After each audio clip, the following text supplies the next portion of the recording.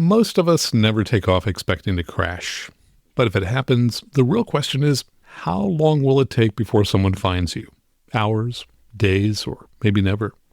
In this episode, I talk with Cyriel Kronenberg of Civil Air Patrol's National Radar Analysis Team about the numbers behind search and rescue, the common mistakes that delay being found, and the simple steps you can take that could one day save your life. Hello again, and welcome to Aviation News Talk, where we talk general aviation. My name is Max Truscott. I've been flying for 50 years. I'm the author of several books and the 2008 National Flight Instructor of the Year. And my mission is to help you become the safest possible pilot. Last week in episode 398, we talked with Ken Solosky, former NYPD chief pilot, about his firsthand experience managing helicopter operations during the 9/11 attacks. So if you didn't hear that episode, you may want to check it out at aviationnewstalk.com/398. And if you're new to the show, welcome. Now, if you would, take a moment in whatever app that you're listening to and touch either the subscribe key or in Spotify or the Apple Podcast app, the follow key so that next week's episode is downloaded for free. And this week we're posting new episodes of the Rotary Wing Show in which we talk about helicopter training safety and preventing student errors, and a new episode of NTSB News Talk in which I talk with Rob Mark about a number of recent accidents. And you can check out those shows at our network website, which is aviationnewstalknetwork.com or wherever you get your podcast. And my thanks to these people who've signed up to support Aviation News Talk in the past week. They include a new mega supporter, that's Mark Johnson, who's upgraded to the $50 a month level. We also have several other new Patreon supporters, including Phil Sharp, Buddy, Mark Pear, and Stephen Montecunis. We also had one-time donations via Venmo from Andy Kleinke and via Zelle from Andrew Benjamin, and that's a repeat donation, so thank you so much. And if you'd like to hear your name next week, sign up now to support the show by going to aviationnewstalk.com/support.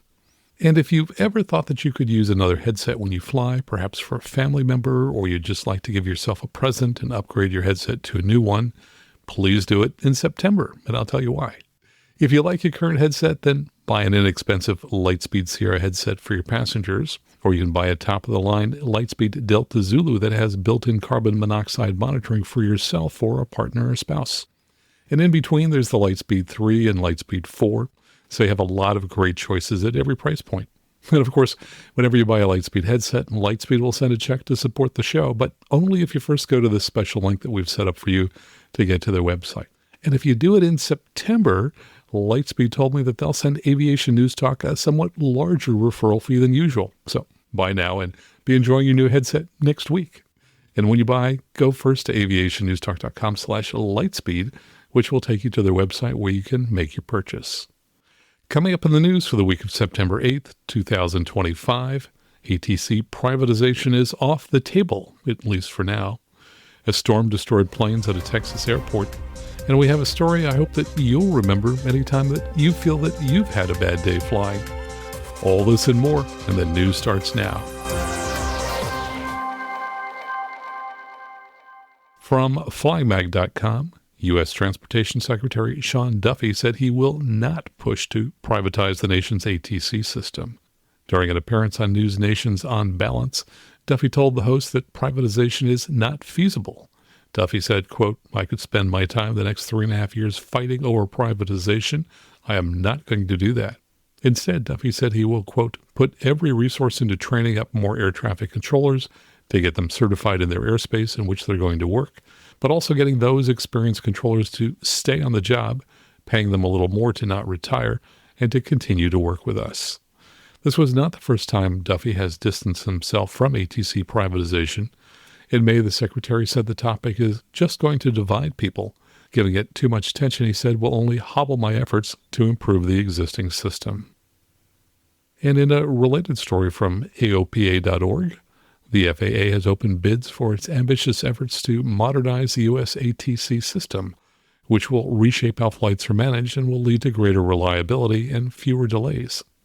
The FAA issued a request for solutions, or RFS, to select a single integrator to manage the overhaul, with the goal of improving safety and reliability across the national airspace system. The project will be divided into 2 phases. The FAA expects all work to be completed in 3.5 years. Earlier this year, Congress provided $12.5 billion To get the modernization project started, it's expected that a total of $31.5 billion will be needed to build a brand new system. The first phase includes the replacement of equipment and technology that will serve as the backbone for modernization. The second focuses on the broader modernization, integration, and transformation of the NAS, which could include new ATC facilities. Proposals for the RFS are due September 21st, with an expected award date around October 31st. And from the CBS News Texas Facebook page, storm damage. The Denton Fire Department Battalion Chief confirmed that one aircraft was flipped and several others were damaged at the Denton Enterprise Airport during Friday's storms. And the photos I see show it looks like about 4 aircraft, including one upside down on top of another. They also report that a hangar sustained substantial damage. No injuries have been reported. Winds reportedly were gusting up to 75 miles per hour. From avweb.com, EMAS halts 2 runway overruns in 24 hours. EMAS, or Engineered Material Arresting Systems, played an important role in the injury-free outcomes of 2 separate runway overruns on the same day last week. On Wednesday, a Gulfstream G150 arriving from Baltimore Washington International overran a rain-slicked 5,000-foot runway at Chicago Executive, but was stopped short of a major highway by EMAS. Hours later, a Bombardier Challenger 300 carrying 4 people overran the runway at Boca Raton Airport in Florida, where the arresting system again prevented the aircraft from leaving airport property. EMAS consists of crushable material designed to decelerate an aircraft by allowing its tires to sink into the surface, absorbing momentum and bringing it to a stop. According to the FAA, a standard installation is capable of halting most overruns at speeds of up to 70 knots. Images from Chicago showed deep tracks in the arresting bed where the Gulfstream had dug in before stopping, just before the airport fence. In both incidents, no injuries were reported. The FAA states that EMAS is currently installed at 122 runway ends at 70 airports in over 24 states. From globalair.com, FAA releases a report on wildlife strikes on civil aircraft from 1990 to 2024, showcasing a 14% increase from 2023 to 2024. For the 35-year period, 319,000 strikes were reported globally. Of those strikes, 98.3%, or over 313,000, took place in the U.S. Over 360 aircraft have been destroyed, so over that period of time, that's about 10 aircraft per year. And more than 643 people have died due to wildlife hitting civil and military aircraft since 1990. The FAA reports that of that number, 126 aircraft crashes and 82 deaths took place in the U.S. Wildlife strikes are typically birds, but can also include bats, deer, and various other land animals. Land animals are more likely to be hit at night, while birds are more often struck during the day. About 54% of bird strikes occurred at or below 500 feet AGL from 1990 to 2024.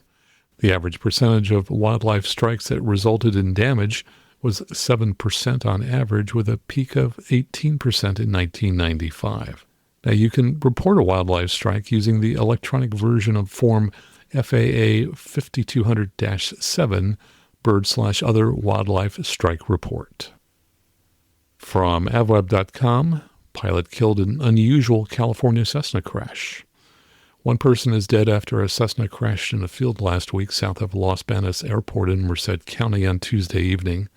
According to the accident report, the pilot operated a 2004 Cessna 172 Skyhawk, took off from San Jose Reed Hillview Airport about 3:11 p.m. About 40 minutes later, ADS-B data showed the pilot entered an erratic flight path, continuously circling the area. ABC 30 spoke with a man who said he heard distress calls over a radio scanner, where the pilot had reported that he had lost control of his Cessna and was at half fuel. 2 other aircraft tried to assist the Cessna by flying closely by and trying to comfort the pilot over the radio. And I've looked at other data regarding this crash, and apparently the aircraft controls were jammed, and the pilot had trouble controlling the yoke, and that it would stick in a particular position, and then he would move it, and it would get stuck in yet another position. I've read that he tried to get the autopilot to turn off. He even turned off the power completely in the aircraft, but he could not get the controls to unstick. And this will be a very interesting crash to hear exactly what happened. And from aeronews.net, NTSB preliminary report on a Rockwell International 112. On July 23, 2025, about 1 p.m. Eastern, November 112 Echo Foxtrot, a Rockwell International 112 was substantially damaged when it was involved in an accident near Burlington, Vermont. The pilot was uninjured. The pilot owner departed Patrick Leahy Burlington Airport, or BTV, from Burlington, Vermont, at about 8:40 a.m. with 48 gallons of fuel, and remember that number, 48 gallons, and flew to Martha's Vineyard. He landed about 10:20, so that would be a flight of about an hour and 40 minutes. The pilot said he planned to purchase fuel at Martha's Vineyard, but the wait was too long, and he departed back to Burlington about 11:04. The pilot stated that he was on the downward leg of the airport traffic pattern for runway 10 when the aircraft suddenly lost power. He attempted to reach the runway but landed about 15 feet short and impacted a berm, resulting in substantial damage to the left wing. Now, you could probably do the math on this. The 112 has a 200 horsepower engine, so leaned in cruise at 75% power, it would burn about 12 gallons per hour. In climb, I'm guessing that would be about 18 gallons per hour. According to FlightAware.com, the aircraft flew at 8,500 feet one way and then at 7,500 feet the other way, so the total climb time was about 30 minutes. Total flight time for the two flights was about 3 hours and 40 minutes, so when you do the math, that trip would take about 47 gallons. From GeneralAviationNews.com, Savvy Aviation unveils AI-powered aircraft anomaly detection tool. This sounds pretty cool. Savvy Aviation, and that's the company run by Mike Bush, who we've had on the show a couple of times, has launched Gadfly, an anomaly detection tool that leverages artificial intelligence to support Savvy's human-led aircraft diagnostics. The new capability is designed to help Savvy's analysts identify unusual engine behavior more quickly and precisely. Gadfly is currently in use on normally aspirated Cirrus SR-22 aircraft, where it screens every flight and flags anomalies in engine and performance data for further review. Every flight flagged by Gadfly is reviewed by Savvy's team of analysts before any findings are shared with aircraft owners. CEO Mike Bush said, quote, about 15,000 new flights are uploaded to the Savvy platform every week, so obviously we can't look at all of them.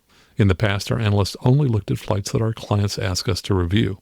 Now with Gadfly, we can look at every flight that the AI suggests we look at and alert clients to issues they didn't know they had. Savvy is developing Gadfly for additional aircraft models. And finally, from Facebook.com, anytime you feel that you're having a bad day, think about these flyers.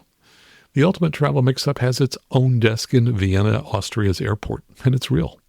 Travel can be full of surprises, and at the Vienna International Airport, there's a dedicated Australia desk for travelers who accidentally book flights to Austria instead of Australia. Yes, every year, dozens of passengers expecting sun-soaked beaches and kangaroos in Sydney or Melbourne find themselves in Vienna, the capital of Austria. Confused and sometimes panicked, these travelers often need help rearranging flights, booking new tickets, or just figuring out how to enjoy Europe by accident. The airport, recognizing this common error, created a special desk to assist with these wrong continent travelers. Staff at the desk helps with directions, flight changes, and even offers a few tips on how to enjoy Austria while you're there, from sampling schnitzel to exploring historic castles. This little desk is a reminder that travel doesn't always go as planned, and sometimes a mistake can turn into an unexpected adventure. So next time you think you're having a bad day, remember these wayward flyers. Well, that's the news for this week. Coming up next, a few of my updates.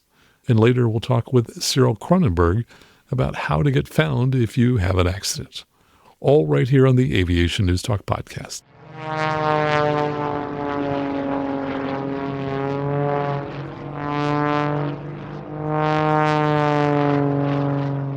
And now let's get to the good news. Congratulations to patron supporter Thomas Jagir. He says, I wanted to share some good news with you. I recently passed my private pilot check ride.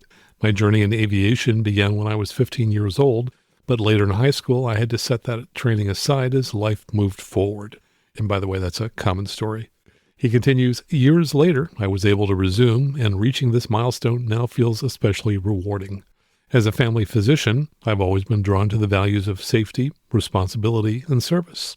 Those same values resonate so strongly in aviation, and your podcast has been a formative influence in how I've approached my training. The way you weave safety, professionalism, and practical wisdom into every episode has left a lasting impression on me, and I find your mission to help people become safer pilots truly inspiring. Well, that's great. Thanks so much, Thomas. He says, now that I've earned my certificate, I'm excited to contribute to that same mission of safety and service through the Civil Air Patrol. I look forward to using my skills as a private pilot to support the community while continuing to learn and grow in aviation. Thank you for the role you've played in encouraging me along the way. Thomas, congratulations, and thank you so much for being a supporter of Aviation News Talk. Greatly appreciate that.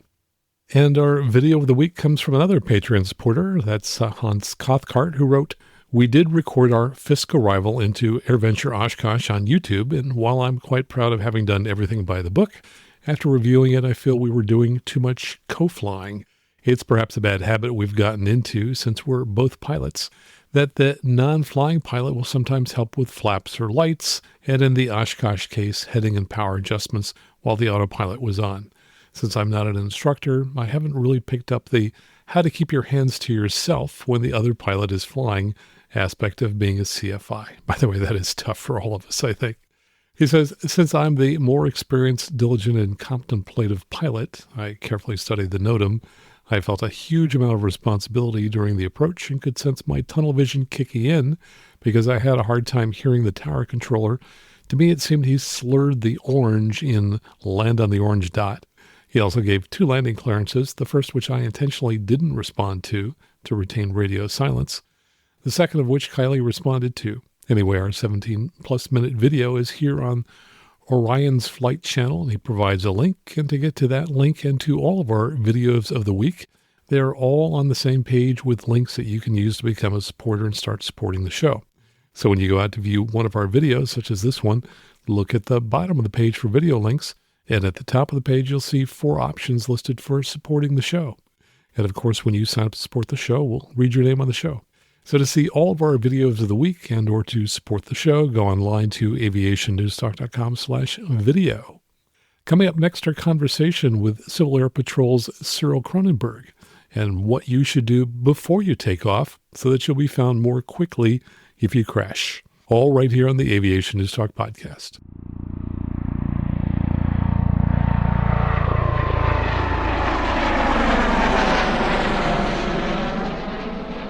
And now let me tell you a little about Cyriel Kronenberg. He is a former air traffic controller, and he currently works as the Vice President of Airports and Air Traffic Management for uAvionix. He's a private instrument-rated pilot who flies actively for the Civil Air Patrol, and he owns a Cirrus SR-22. And now here's our conversation with Cyriel Kronenberg. Cyriel, welcome to the show. Great to have you here today. Thank you. Well, we're talking about something really important, which is how to get found if we have an accident. That's probably as important as surviving the accident. Tell us historically, what's the average time it takes for Civil Air Patrol to find an aircraft after it's been reported missing?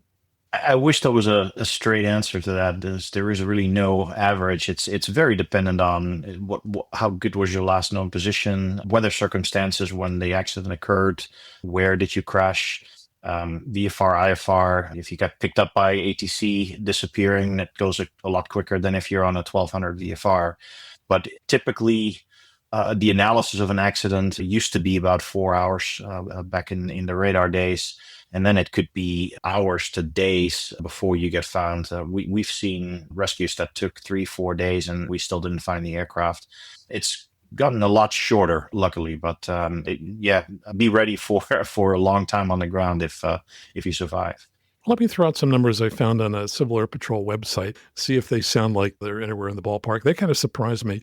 The best that they had was if you're on an IFR flight plan, 11 and a half hours, and this is after the aircraft is reported missing. I mean, who knows how long before the report is generated. The VFR flight plan open, 18.2 hours. No flight plan at all, 62 hours. So sounds like you need a pretty good book no matter what.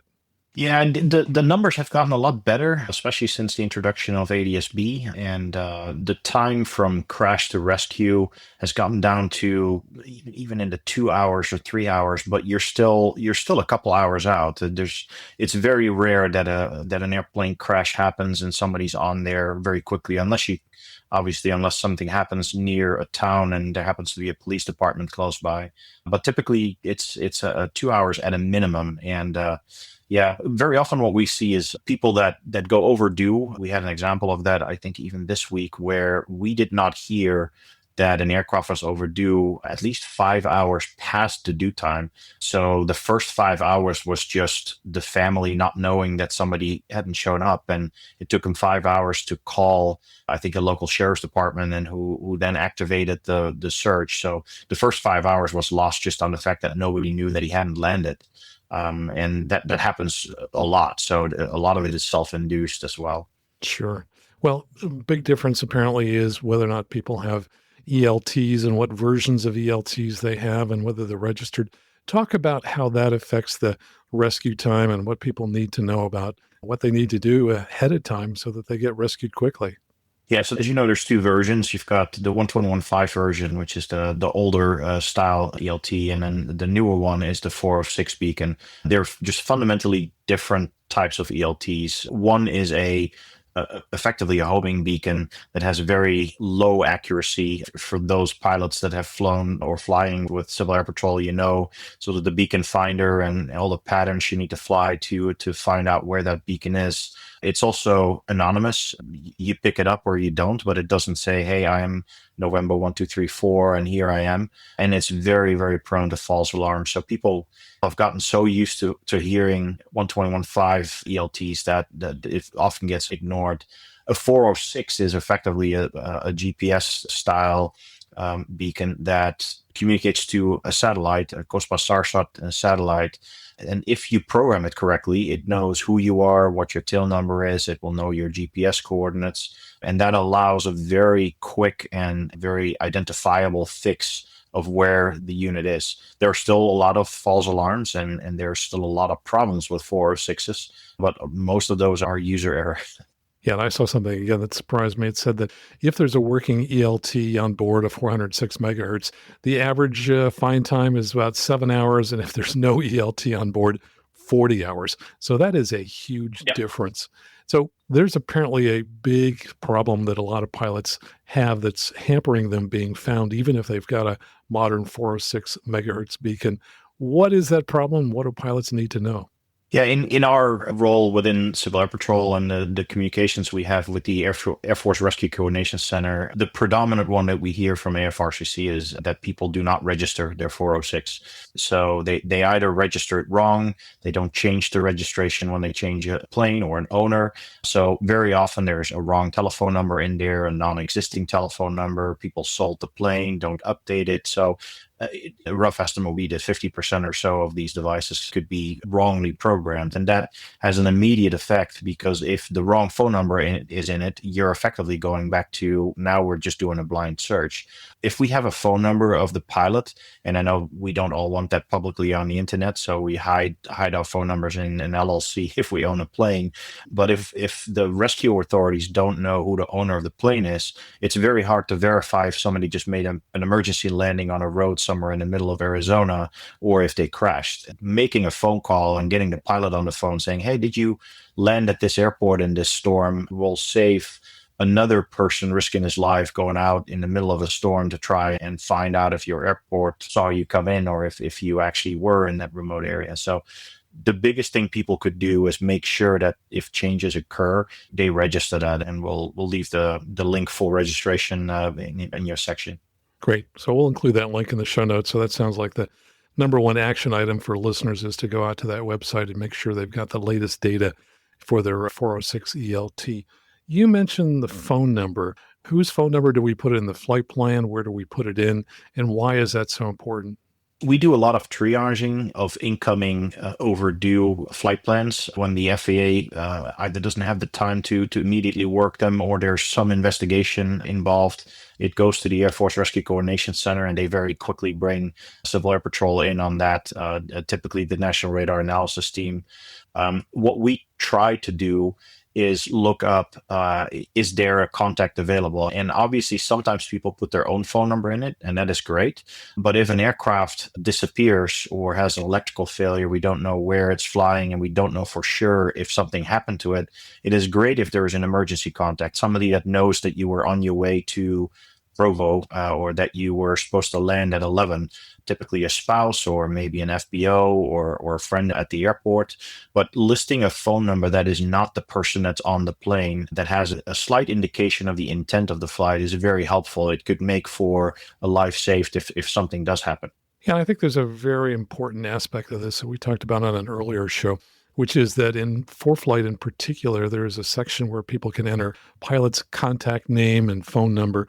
And when people do that, they just assume, oh, great, that goes to the FAA and they have that information. And in fact, they don't. Apparently, that information was passed along for a brief period of time. ForeFlight got all kinds of complaints about privacy. So that information is now stripped out. It does not go to the FAA. So if you enter information in that contact area, that's not very helpful. I'm guessing you recommend that they put it in the remarks section? Remarks would be a good spot for it. Yeah, and don't use dashes. You just put in the 10 digits of the phone number. And I've never thought there's probably enough space to put 2 phone numbers in the remarks section, I'm guessing. There should be, yes. But if you're putting something in, then put a phone number of somebody that's not on the plane. That's already helpful. Okay, that's good. I always told folks to put in their phone number so that they could be called if they forgot to close a flight plan. But it sounds like it's not very helpful if you're sitting in the woods without cell service. It really would make sense to talk to somebody who knows about your flight plans and can be reached. Yeah. And let me just jump in to say that I did file a flight plan on ForeFlight to test whether or not you can put in 2 phone numbers. And yes, indeed, it would take 2 10-digit numbers plus a space between them. So the remarks field will take at least 21 characters. So tell us a little bit about the roles of some of the different organizations that are involved in search and rescue and how they help make all this work. Yeah, so every country has a rescue coordination plan. For the U.S., the responsibility for the 48 contiguous United States is with the Air Force. The Air Force has a group called the Air Force Rescue Coordination Center, or AFRCC. That is the coordinating agency responsible for federal search and rescue.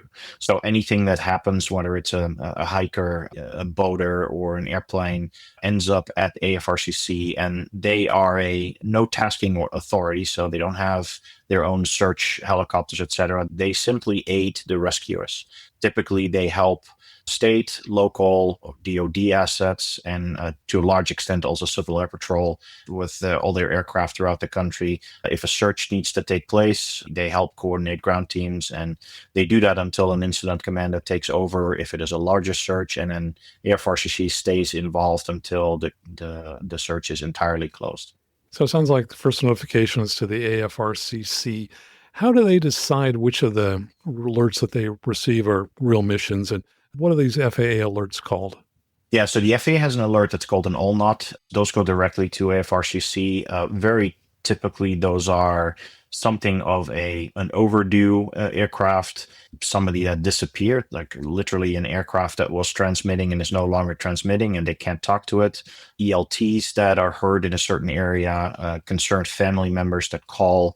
Those are typically things that generate an ALNOT. And an ALNOT can be very detailed. There can be a lot of information in it on aircraft type, who the pilot is, where they live, as much as the FAA can find. But very often, more often than not, there is very little information. Maybe all we have is a tail number.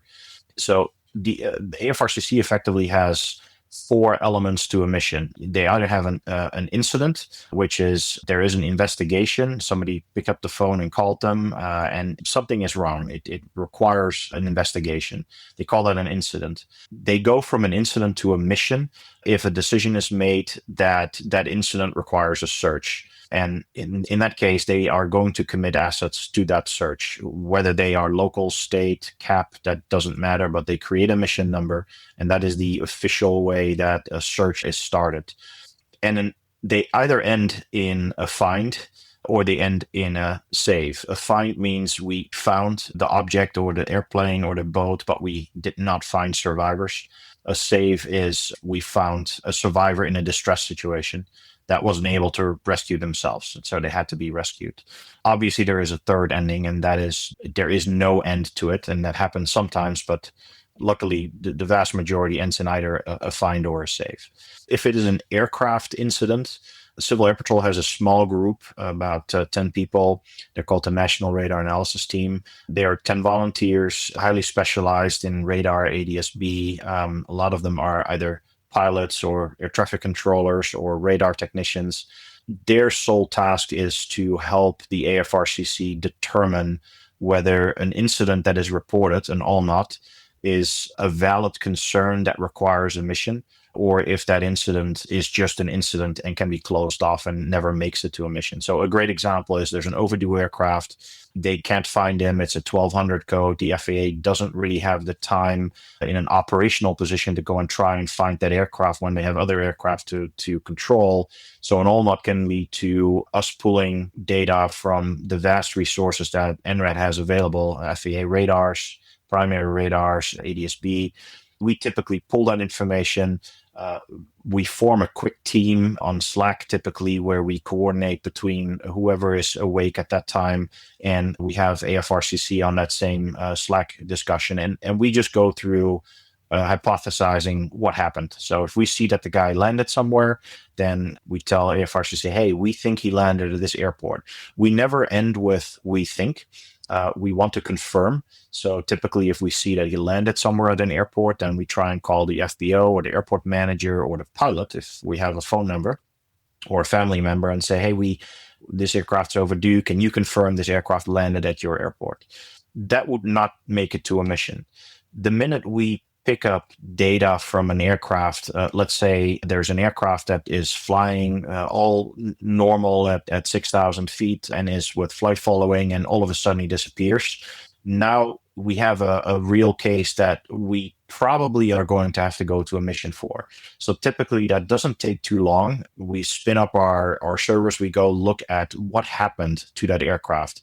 And an example where we very quickly dig in is an electrical failure. It happens more than I thought it would happen. I think just in the last 2 weeks, I've seen 4 where an aircraft just disappears. The FAA has no continuing track on that aircraft and doesn't have time to go through a whole lot of primary echoes on their radar screen to figure out what's happened. So we start digging into what was the flight path of that aircraft, because electrical failure, ADS-B goes out, communication goes out, and your mode C typically goes out as well. But what remains is your primary track. So we very often see an aircraft, and luckily that is the vast majority, that ends like abrupt in midair, and we still see that primary target continuing for a period of time. And what we very often do is we communicate through AFRCC with the FAA directly, and that likely goes directly to a supervisor or even the controller, where we say he's now at this location in this heading, and then we keep that heading updated, we keep that location updated so that they have an indication where that aircraft is. And primarily that is intended to make them understand, hey, that aircraft has not crashed. A great example where something like that happened was the F-35 ejection in South Carolina, where almost everybody, including I think the whole national media, thought that aircraft has crashed somewhere in the vicinity of the Air Force Base where the ejection took place. And we picked up a primary track that showed that aircraft was still flying for about 60 miles. So we had a completely different crash site ultimately than where originally all the searches were directed at. And that happens quite a lot. We see crashes of aircraft like that. So the difference between the electrically aided ADS-B message versus, hey, now that message stops and a radar track is the only thing you have left, and a primary radar track is hard. You can't tell altitude. You really can't tell a whole lot of information, just that there's something there. But if it's consistent enough and it forms a sort of a track on your screen, then you can very clearly tell, hey, that is likely the same aircraft. We never know 100% sure, but that's what we feed back to the AFRCC. So that would be a mission. If we see something that just blatantly looks like this is really bad. And unfortunately, those happen a lot. I'd say in the last 2 weeks, I think we've had 5 or 6 actual crashes that we witnessed. We very quickly see something is wrong. And at that point, what we start looking at is survivability. So if I see an aircraft go down and I see a vertical speed of 6,000 feet per minute, or the last ADS-B message was 200 feet AGL with a vertical speed of 5,000 feet per minute and a lateral speed of 300 knots, that is likely not going to be a search that results in survivors. And the reason we try and make that relatively harsh call is very often those things happen in bad weather, in icing conditions, in the dark, in mountainous terrain. The AFRCC really has to make that call. Are we going to advise that they're going to search for survivors? Or is this now a recovery of an aircraft? And that's what AFRCC does, and they're very good at it. And that's also the role of the incident commander on the ground, whether that's Civil Air Patrol or a local police department. But we don't want to risk the lives of people going out in the Bering Sea trying to find an aircraft that very likely did not have survivors. But if we have the feeling that it's survivable, then that leads right away to the start of a search. And that's typically the process that we handle. There is a group within Civil Air Patrol that is cellular forensics. They get involved as well. If we have a phone number, they try and find out if that phone is on. So it's another way that we can figure out, hey, was this phone seen and which cell phone tower was it seen at? That allows for further verification whether somebody survived or not. But that's 90% of what our team does, is help AFRCC effectively make that determination. You brought up radar and how it's particularly helpful when you've got electrical failures and you no longer have ADS-B data. Talk about some of the other areas in which radar is helpful, where ADS-B just doesn't do the job for you. And then conversely, talk about how ADS-B has changed the speed and accuracy of rescues. Yeah, so electrical failures is one. I think that's a very important one. Obviously, we see a lot of aircraft that just stop transmitting, and it can be a full-blown electrical failure. It could just be something wrong with the ADS-B transponder. But that's one where we very often use primary radar. The other one is determining whether something was a crash, like with large impact, or whether it was an emergency landing that was controlled. And an example there is, I think it's about a year and a half ago, in February, there was a Stallion helicopter with 5 Marines in it in California that flew very low in bad weather following a road.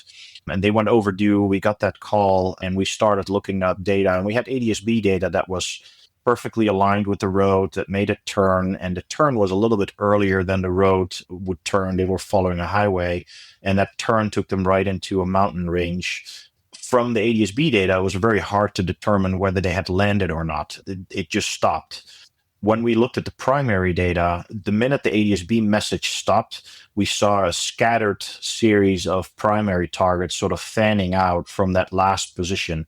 So very clearly an impact with terrain of that helicopter. And those are situations where it just changes how they deal with the search. In this case, they might have actually activated the search even with more urgency, knowing that there was likely a crash. But that's what we very often use radar for. Mid-air breakups are another one. If you have an aircraft in a storm that has an in-flight breakup, you can almost see that on a primary radar, because you see little scattered pieces of returns on the radar going away from where your last normal position was. So they're not the funnest ones to see for sure, because 9 out of 10, when we need to do that, it is already a bad situation. But that is what it's very useful for. And are there other areas of the country where, for example, you've got radar coverage down near the surface, but you don't have ADS-B coverage? Typically, radar and ADS-B are pretty well overlapped within the FAA at the moment. The problem is with both ADS-B and radar, the further away you get from airports, whether it's big or small, you have that sort of upside down cone. So further away, that radar limit, the floor of that radar goes up further. And that's the same with ADS-B. So there's large areas of the country where below, let's say, 1,500 to 2,000 AGL, ADS-B coverage does not exist. We've worked very closely together with uAvionix, who were deploying ADS-B sensors for their own use case. They had some FAA deployments at airports for surface awareness, and that created ADS-B sensors at locations where there were no sensors prior. And that has really helped fill in the natural gaps that were there for the FAA. And that data is mixed in with the FAA data, and that all goes to Maxwell Air Force Base, where all that data is stored for a certain period of time. I think it's about 2 weeks right now. So we have a very good and growing set of tools that we can use, but there are still, and Alaska is a great example. The coverage in Alaska is not very good, and when you get out of the coastal areas and you go over the ocean, like flights to Bahamas, etc., those are notoriously also very hard to determine last known positions. So that makes it harder, but it's certainly been helpful, because if you think about, if your last known position is at 2,000 feet and you're doing 200 miles an hour, that search area, that circle underneath that last known target, is a lot bigger than if that last known position was at 200 feet at 200 miles an hour. And I have a great level of certainty that they probably crashed or landed somewhere really close by, and that can take hours of a search, and in terrain that can take days of a search if I have that certainty. And I always think of all aircraft being equipped with ADS-B out, just because I'm in a metro area and most of the aircraft I encounter are equipped that way. And yet we have lots of airplanes that don't fly into Class Charlie or Class Bravo who don't have a need for ADS-B out. Has the advent of ADS-B out kind of sped up the overall process? In other words, those of us who have it on board, are we going to be found faster?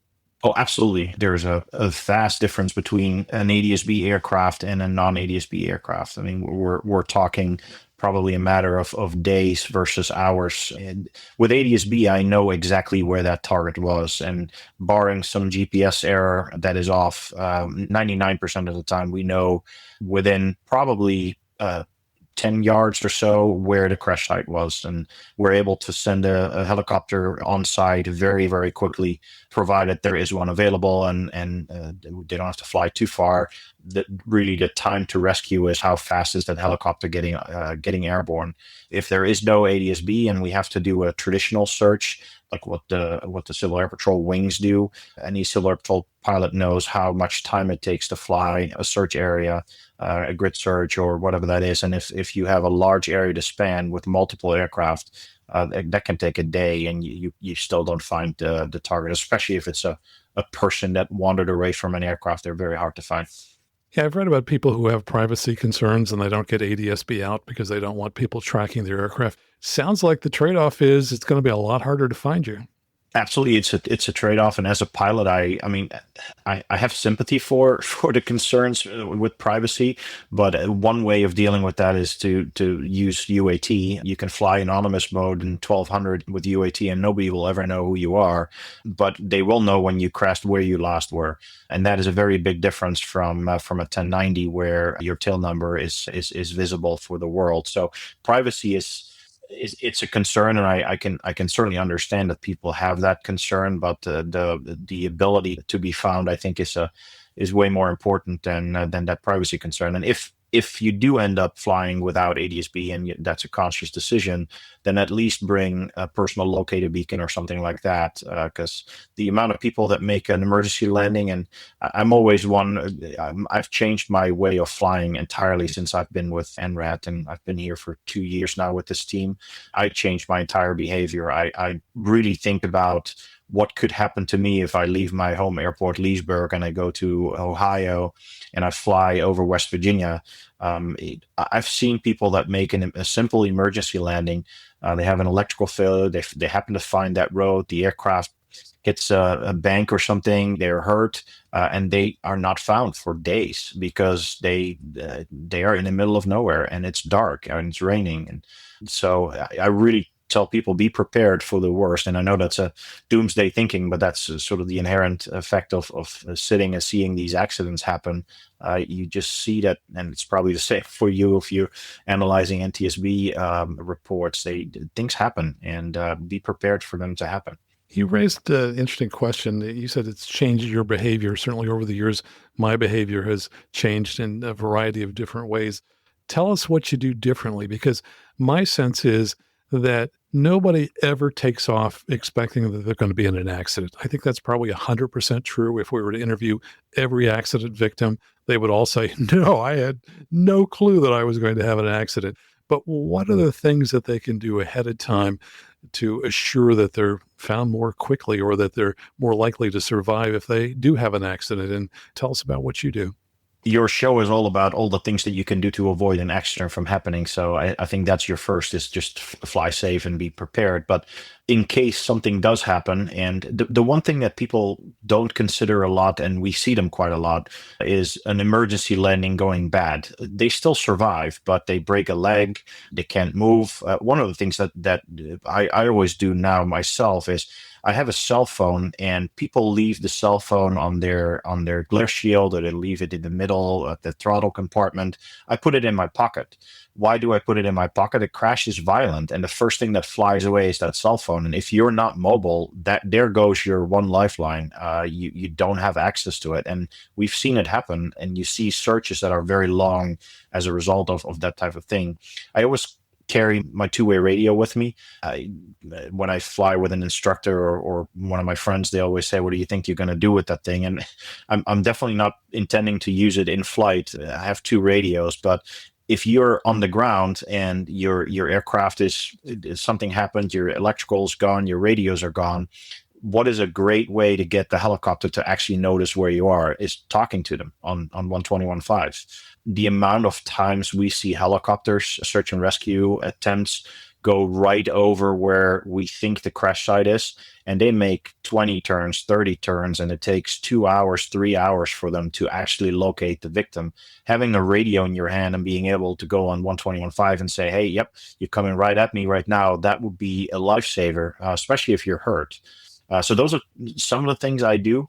The other thing is more towards, I think, what every CAT pilot gets trained when you do emergency services type training, is if you wear something that's highly visible, even if it's one of those invertible jackets, that's very, very helpful at night. Bring something that can attract a bright flashlight or something like that. And the other one is, if you crash or you emergency land in a big, vast open wilderness, stay with the crash site. Don't go wander off, because that crash site is way bigger than you are as an individual person trying to find a way to get to a road. Those are some of the things that go into in my mind when I fly. And of course, what we talked about earlier, and make sure somebody knows where you are. Tell your wife, tell your friends or your flying partners, hey, we're going from this airport to this airport tonight. And like in CAP, we have this behavior that is instilled in the safety culture about a flight release officer that is sort of aware of you going flying, and they know when you're supposed to land, and they have an instruction, hey, if this flight is not landed 2 hours after this date or after this time and you haven't heard from me, please initiate a search. To me, that's good behavior that every pilot should have. And again, that goes probably against that privacy of, hey, I want to be able to land where I want to land, but it happens. I mean, we have almost daily missions, and if you look at the overall AFRCC mission load, it is absolutely tremendous. We had, I remember one day where we called in and they had 40 active cases at the same time. And not of all of them, of course, are aircraft. The same applies to boating or hiking, but it can get real busy really quickly. And if you're not prepared for it, it directly affects when you're going to get rescued. And it could affect your life if you're hurt and you're not getting rescued on time. You raised a really excellent point about having the cell phone in a pocket. I used to own a seaplane, and what we learned as seaplane pilots was the only stuff that you were going to have with you if you crashed was the stuff that was in your pockets, because if you crash in the water, you're going to spend, the few moments you have getting out of that plane before it sinks, and you're not going to have time to reach around and find stuff. Yeah, it's the equivalent of the life hammer in your car, and you put it in your glove compartment. That's not the best space to have it, because you're not going to be able to cut your seatbelt. Yep, exactly. What about routes? You talked about flying over West Virginia. Do you always fly GPS direct, or do you choose different routes that you think might make it easier for you to survive? Personally, I've changed my behavior. I used to go direct, and I used to do night VFR or night IFR. I've had my own series of little incidents where after the landing, I was like, well, maybe I should have done that different. And that was not with CAP, but with my own aircraft. I've had an electrical failure in flight and at night. The scary feeling of not knowing where you can land, and mine happened in the Everglades, flying over the Everglades, and you can't see a road. Having a moving map with you, and which I at the time I had an iPad with me, and seeing that you're flying right over Route 27 or Alligator Alley, I think is just reassuring to me. Maybe I'm a risk adverse pilot, but I certainly fly that way now. I try and follow main roads and be within gliding distance, especially at night. Yeah, I agree. I've modified my behavior as well. And two examples would be years ago, I used to fly with a volunteer group of flying doctors. Not that I'm a doctor, but I would carry docs and dentists down to Mexico. And I used to take a direct route from here to Southern California. And I realized I was over wilderness for about 20 minutes. And yet if I altered my course just a little bit to the east, then I would be over the world's largest emergency landing runway, which is Interstate 5, for most of that time. And it was kind of a no-brainer. I don't recall if it added 5, 6, 7 minutes, but it was an easy decision to make because why would you want to end up in the woods? And then the other thing is, as I move aircraft across the country, especially if I'm going along the southern route where I'm going through Southern California, the high desert there, through Arizona and New Mexico, if it's summertime, boy, if I go down, I want to be pretty close to a highway because if it's 110, 115 degrees out there, I might not survive until somebody gets to me. So I'd like to be within hiking distance of a highway. Yeah, and the same applies in very cold weather. You're not going to survive a landing in the middle of a snowfield if your rescue isn't there in the first couple of hours, because that gets very cold very quickly. You mentioned the large number of cases that sometimes are being worked at a single time. Give us a feel for the scale of how many fines, how many saves a year occur here in the U.S. If you look at just 2024, the AFRCC had 478 missions that were oriented towards aviation, and they had 231 lives saved. Of those numbers, Civil Air Patrol dealt with 331 missions, so 330 searches, and they were accredited of 59 of those saves. And our team, the NRAT, the radar analysis team, we were involved in 71 missions and directly involved in 52 fines and 10 saves. So of the 71 times we got called, we found 52 and plus the 10 that also had a save involved. So a very high level of outcomes that are at least closures. Unfortunately, still a lot of fines that resulted in fatalities. Let's look a little beyond the numbers. Tell us about some of your success stories, some of the saves that you've had. One that really strikes me because it brings my uAvionix days together with the CAP work that we do with NRAT. We had an aircraft in Columbia Falls, which is where uAvionix's manufacturing facility is. And we were talking earlier about those receivers. We just happened to have a whole bunch of receivers in the Flathead Valley at various employees' houses and stuff. And that was very early on in the days that we had taken that data into the NRAT data center and data services. So there was an aircraft that went into Glacier, into the valley, and it was very clear from ADSB that he had not come out. So there were two potential options: either they came out and were in electrical failure, or they had crashed. This was one where I immediately, the minute I looked at it, and I think our squadron commander was on at the same time with me. We looked at it and hey, this is our Montana office. Oh, so I started texting. I think it was my boss at the time, and then an employee that was in the building, saying, "Hey, there is an aircraft that I think crashed like very close to the office." And then my boss said, "Hey, one of your colleagues, her husband flies for Two Bear, which is a private search and rescue helicopter that's based out of Kalispell." So they gave me his cell phone number, and I texted him, and he had just heard from the sheriff's department that there was an ELT that they had heard gone off, and it was a 121.5. So the sheriff's department was sort of starting to do their response to what now had become there is a crash. We had a last known location, and I told the colleague's husband, "Hey, why don't you start flying to this coordinate? And he wrote it on a little yellow sticky pad and put it on his dash, and he started flying with his team. And about 20 minutes after the crash, I got a video from him that he sent me of a hoist of two people that they took off the shore of the basin. It was icy water. The shores were all snow. I mean, it is Glacier National Park, and it was dark. It was a FLIR video. It was just very impressive to see, and it was the NRAT team and the fact that that data had been integrated and we got that all working. And then at the same time, it was the team at uAvionix that just all came together and said, hey, we got to help. People were texting each other, and got a guy in the fire department, he was coordinating and helping. And yeah, that ended up with we pulling two people out of the water, a husband and a wife who survived the crash. And had we not had that data, that could have been a very different ending, because that water was very cold, and the airplane had already sunk because they actually crashed in the water, and it was sitting on the shore bank of the basin. So that was a one that really stays with me. It was a very impressive impressive day. Boy, I bet they were really happy to see that helicopter pilot showing up. Well, tell us about some of the issues that occur when passing along coordinates of where you believe an aircraft has crashed.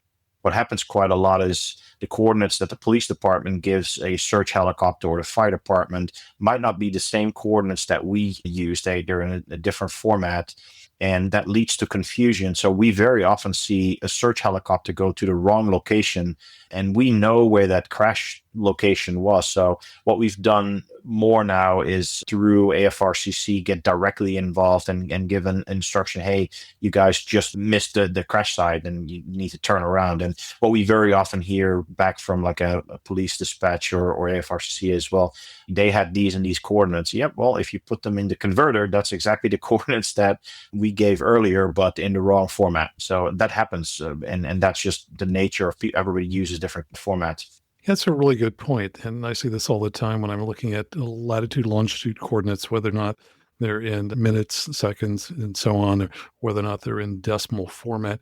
Is there a standard format that you try to use, or how do you help to overcome that problem?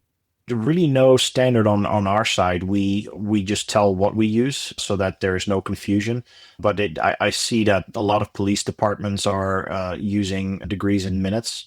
And then we have the tendency to use what either Google Maps does, decimals, and those don't add up, or people can't type the little degree sign, so they just type it as numbers, even though it is a degree, and they are confused very quickly with, is this a decimal or is this a degree? And that leads to completely wrong search locations, and that's very common in CAP. Typically, a lot of people spend a lot of time on learning how to deal with those. And ForeFlight has made that real easy, by the way, now in their search and rescue tool. For those of you who have never looked at it, if you do procedures, there's a search procedure in there. Not sure if that's for all accounts, but we use it within CAP, and they have some great converter tools now where you can quickly overcome that. So if people are listening and they're kind of excited about the work that you're doing with NRAT, is there some way they can volunteer to help or get involved? I think in general, volunteer to be part of Civil Air Patrol. A lot of people don't know what we do, and I always hear people say if there's something to do for everyone. If you're great in finance, go help a squadron now do their finance, and you don't have to be a pilot, you don't have to be a cadet, you don't have to go out and rescue people. But it is a big organization, and there's roles for everyone. For NRAT, it's a very small, specialized group. Typically people, like I said, with radar background and experience and some programming capabilities. And that team has not really changed much. They set up the tools themselves. They built their entire capabilities out. But we are getting more and more involved directly with the various wings and trying to help the wings understand, hey, there's something happening in your area, and give them a heads up that something has happened so that they can prepare crews. Being part of Civil Air Patrol overall is a great experience, and it doesn't matter what you do, whether you're interested in making cadets excited about aviation or STEM, or helping teachers do aerospace education, or just practicing search patterns and flying missions. I think there's something for everyone, and they do a lot of good work. And a lot of people, they just see the nice 182 at the airport. They don't really understand why it's there, but that is the backbone of our search and rescue within the U.S. is that fleet of aircraft. Well, Cyriel, let's just go ahead and recap briefly for people who are listening and want to be found. What are some of the things that they should do before they take off to make sure that there's a good chance they'll be found? I would say make sure your aircraft is ready. Get your ELT registered. If you don't have ADS-B, think about buying a personal locator beacon or getting an ADS-B unit. If privacy is a concern, get something on UAT for your aircraft, because that is the single biggest thing you can do. Getting a pinpoint position on where you were last will make a significant difference in the time to rescue. Be prepared. I can't overstate that. The amount of people that I talk to that, and like you said earlier, Max, people don't expect that they will crash. Well, the numbers I mentioned earlier, I mean, over 400 times in 1 year, something led to a mission, and those are high numbers. Now they're not all fatal, and a lot of them are, hey, I have an overdue flight plan, and I wasn't at the airport when they thought I would be. But a lot of them are actually emergency landings and crashes. So if you're in that situation, there is a chance you survive, and that chance is not zero. Just judging by the fact that 59 times in 2024, a CAP was involved in saving a life, and 10 were on our side. So if you survive, increase your survivability. Make sure you can be seen. Make sure you can communicate. Keep your phone on you, because that will be the difference between being found 2 days from now and being found right now. And bring along that handheld transceiver. Absolutely. Yeah, I carry it everywhere I go. I have it here in my bag right next to me. That's great. Well, Cyriel, thanks so much for sharing all the information about the work you do, and thanks for joining us here today. Absolutely. Thanks, Max. And my thanks to Cyriel Kronenberg for joining us here today. If you have an aircraft with a 406 ELT, please go into the show notes to find a link where you can go out and verify if your registration is correct so that you'll get found more quickly. And to learn more about the Civil Air Patrol, go out to gocivilairpatrol.com. And just a reminder that I love hearing from you, and I read many of your emails on the show. If you'd like to send me a message, just go out to aviationnewstalk.com, click on Contact at the top of the page. That's absolutely the best way to send me a message. And of course, I also want to thank everyone who supports the show in one of the following ways. We love it when you join the club and sign up at aviationnewstalk.com/support to support the show financially. You can also do that at aviationnewstalk.com/PayPal. We also love it when you leave a 5-star review on whatever app that you're listening to us on now. And of course, if you're in the market for a headset, please consider buying a Lightspeed headset and using one of the links in our show notes, because if you use those links, they will donate to help support the show. So until next time, fly safely, have fun, and keep the blue side up. And remember that you can always go around. You can always go around. If it don't look right coming down, don't wait until your silence, baby, sliding upside down.